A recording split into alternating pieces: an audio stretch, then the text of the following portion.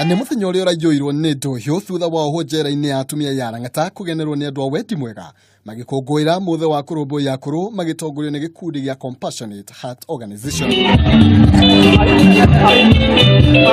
Itana ria guthondekwo kwa njira ya mwanya kuri aria akuru rikiendekithio rita njira ya kumahotithia kwamũkagĩra motungata ma mwanya kumana na ukuru wao.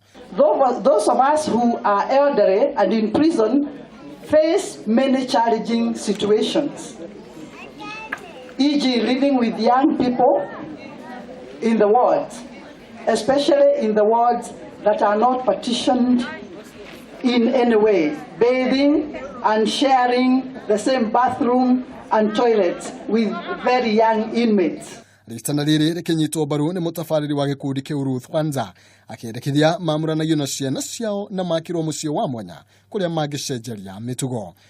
Awareness to think and decide to do a rehabilitation home for the elderly, that the elderly will be separated from the young generations in the prisons.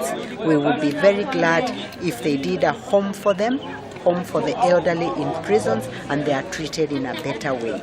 Mwenini wake avitha murugamiriri njera-ini yo njeki akihinyiriria gikundi giki gwikirira cieko cia gutuga Ohwo arigite ona ni matiganeirio ni andu ao. This gesture by Compassionate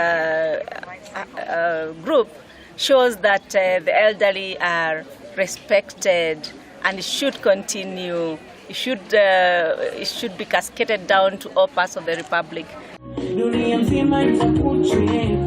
Akenya makihinyiririo kwiruta na gikundi giki na kuonia Ohwo ya wendo na njira ya kumagenera. Handu-ini ha Kameme TV, njitagwo Maina, Kihumo.